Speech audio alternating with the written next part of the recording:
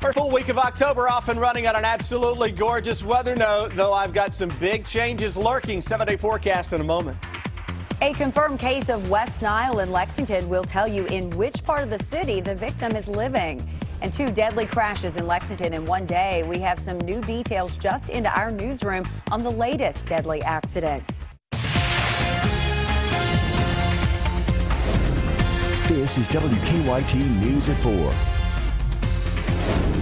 Welcome to WKYT News at 4. I'm Amber Philpott. Thanks so much for joining us on this Monday. It is a bit cloudy outside, but we've also seen a little bit of sun at times as well. For more on what we can expect for our evening, let's head over to Chief Meteorologist Chris Bailey. Hi, Chris. Hi, Amber. Dealing with some very, very nice weather here on this Monday. Wouldn't you know it, we get through a weekend that had some on and off rains. You get to Monday, weather turns absolutely awesome. That's your luck sometimes, folks. We look outside, live sky cam. Amber mentioned the sun and the clouds kind of battling it out, and you can see that showing up over top of Hamburg Pavilion. You can see the areas that are getting sun versus the areas getting under some clouds, just based on the temperature.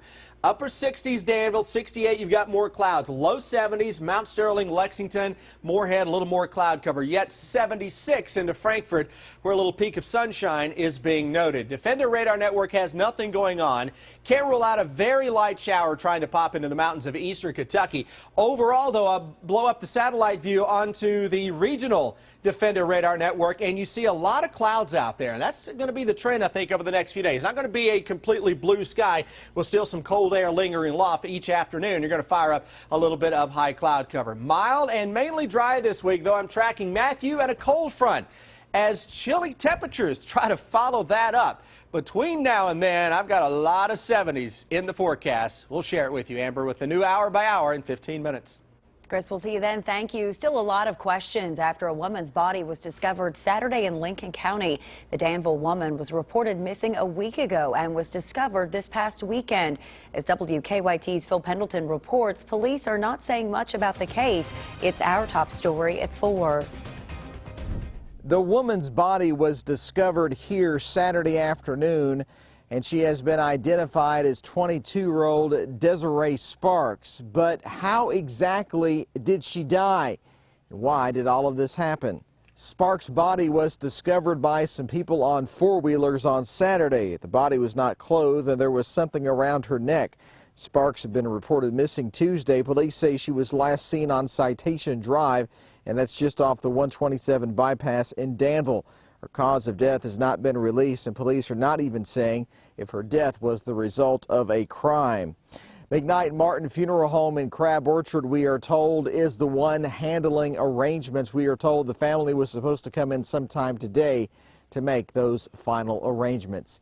In Lincoln County, Phil Pendleton, WKYT. Danville police were investigating the missing persons case, but now the state police post in Richmond is handling the death investigation. The health department says Fayette County has its first confirmed case of West Nile. The case was in the 40508 zip code that covers a large portion of downtown Lexington. West Nile virus infection is an illness spread through the bite of an infected mosquito.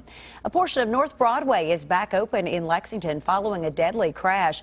The Fayette County Coroner's Office confirms 87-year-old James Fogel died at UK Medical Center this afternoon. Fogel was driving a car that collided with another one just before noon today on North Broadway at 12th Street.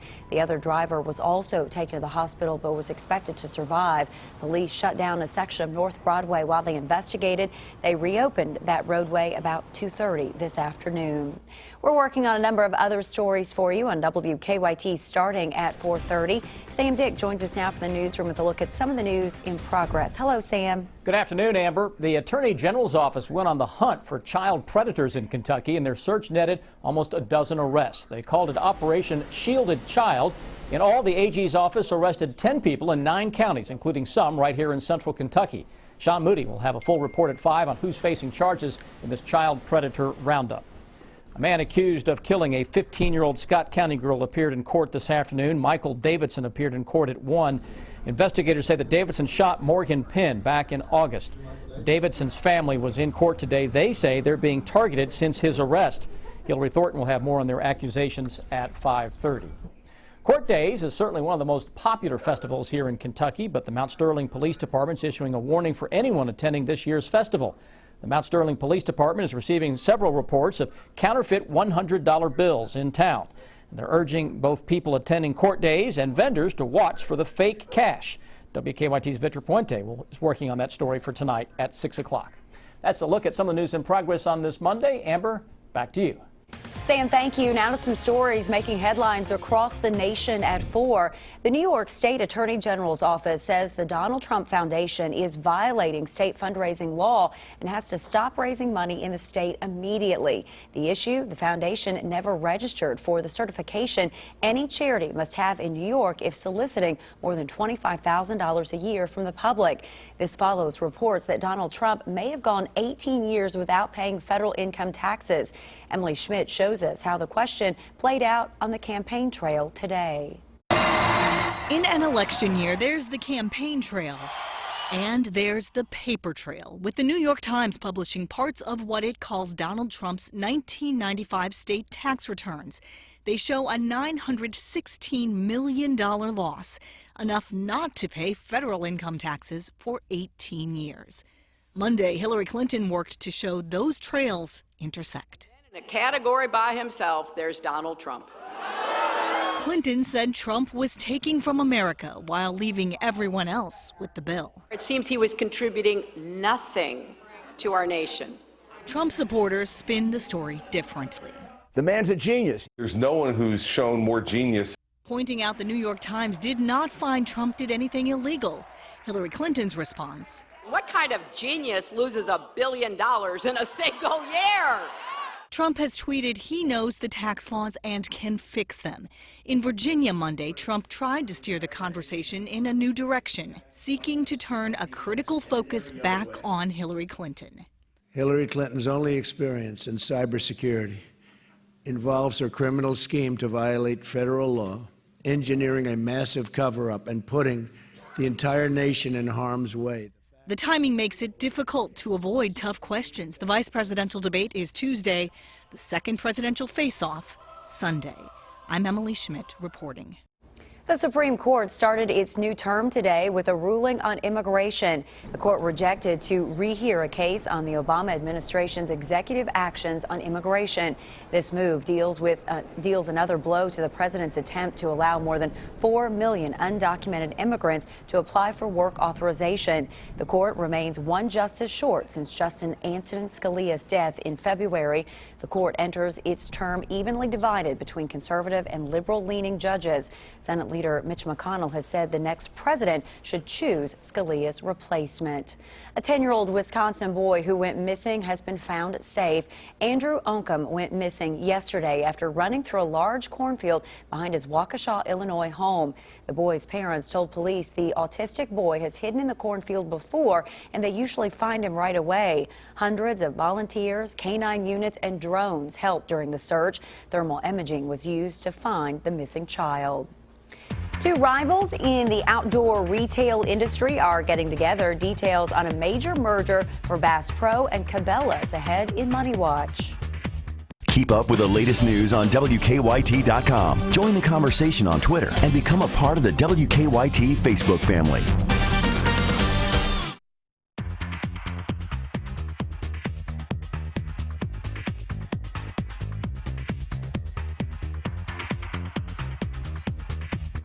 Welcome back in. Outdoor sports giant Bass Pro and Cabela's will join forces in a $4.5 billion deal announced today. That begins today's Money Watch. The Cabela's chain has 85 stores with 19,000 employees. Bass Pro Shops has 20,000 workers in 99 stores. There's no word yet on if the deal might mean the closure of some locations. Capital One will take over running Cabela's credit card unit as part of the deal. Neither the Bass Pro Shops or the Cabela's Club customer loyalty programs will change as a result of that merger. U.S. safety regulators have opened 2 investigations into problems with Ford vehicles that could expand previous recalls. The probes involve door latches that can open while vehicles are moving and a sudden loss of power-assisted steering. Included in the investigations are 380,000 Edge SUVs from 2011 to 2013 and nearly 263,000 Fusions from the 2010 model year. Facebook's latest app will focus on users with slower internet speeds. The social networking site announced it's launching Messenger Lite. The app is a slimmed-down version of Facebook's popular messaging app. Messenger Lite is designed for lower-end Android devices and takes up less space on smartphones and tablets. It rolled out today in Kenya, Tunisia, Malaysia, Sri Lanka, and Venezuela. The company says it will come to other countries in the coming months. And American Airlines' new wool uniforms have some employees crying for cotton. The airline's 80,000 employees started wearing new wool uniforms in September. More than a dozen flight attendants complained of a wool allergy, reporting hives, rashes, and headaches. American says employees can wear cotton or polyester versions of the very same uniforms. They are ready to dance the night away to make some wishes come true. I'm Deanne Stevens, out and about on EKU's campus today. I think everybody's dancing on a day like this. Beautiful skies across the region. Very nice temperatures. Going to roll on for a little while, but hang tough for the weekend. A big change on the way. I'll track it just for you after the break. Now, your hour-by-hour forecast with Chief Meteorologist Chris Bailey. Well, coming off a very dreary weekend for a lot of folks across central and eastern Kentucky. Wouldn't you know it, you get to Monday and all of a sudden the weather turns absolutely fantastic. Mix of sun and clouds and mild temperatures, generally 70 to 75 into much of central and eastern Kentucky. The one cool spot, hello Danville, Boyle County, at 68 degrees, 76 the warm spot into Frankfort. Again, low to mid 70s on the weather board today and likely to see that again tomorrow. We look outside, live sky cam. It's going to be a pattern to where every day you have a little fog, it burns away, skies are blue, then all of a sudden you get into the peak heating of the afternoon. You see some clouds bubble up. It's what happened today. It's what's likely to happen over the next few days. 73 Lexington. Winds are coming from the north-northwest at around 5 miles an hour. Humidity is down there at 49%. Though low-level moisture is around across the Ohio Valley, and you can see that with all the low clouds bubbling from parts of the Great Lakes into the Ohio Valley and across the mountains. That's what we're going to continue to see over the next few days. Nothing coming from the clouds, though I can't rule out a spotty shower at some point over the next couple or 3 days. Rainfall odds, by the way, next few days are fairly low. Better chance on Saturday. That's with a strong cold front that blows in here and ushers in a big change as we go into the weekend early next week. How about the next 24 hours? Mid to upper 70s tomorrow, fog in the morning, sunshine into the afternoon with some clouds that will try to bubble up as well. Those clouds that are out there now, in a lot of cases, as the sun gets low on the horizon, watch what happens. You'll see many of those beginning to dissipate. Low 50s in the morning, upper 70s tomorrow afternoon with a mix of sun and clouds similar to what we had today. Let's go into Wednesday. We're stuck in that pattern again. 50s to around 60 to start, upper 70s to around 80 to end the day on Wednesday. We go into Wednesday night, Thursday morning, back into the low and mid 50s with a partly cloudy sky. Hurricane Matthew.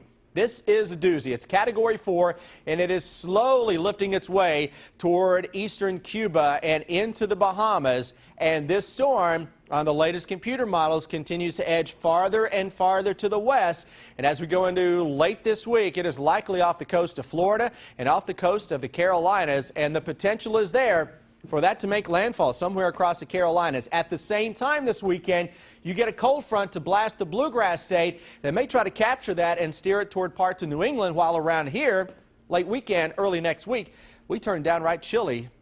Upper 70s to around 80, though, between now and that front arriving late Friday. Look at the difference, though, this weekend. How about some upper 30s? It's a possibility Sunday into Monday. Right now, let's check in and see how the traffic is moving. Here's Officer Don. Well, police are working a collision on High Street and Clay Avenue. That has one lane of outbound high blocked at the moment. The left lane is blocked approaching Clay because of that collision. Drive time so far this afternoon, we're holding our own to Nicholasville, 14 minutes. Georgetown's about 17. And Winchester about 23. Now back to you in the studio. Officer Don, thank you. You can dance the night away and help support the Make-A-Wish Foundation at the same time. Deanne Stevens is out and about. She is our hometown reporter at 4. Today she's on the EKU campus learning about the second annual Dance for Wishes. Hi, Deanne.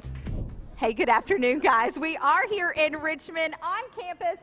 At EKU, hanging out with the sorority sisters of Chi Omega, where they're preparing for a huge event happening here this weekend on campus. Here's the coolest part. You can take part in it, and you can help make a wish dream come true. We have Courtney and Lindsay with us. Courtney, president of Chi O.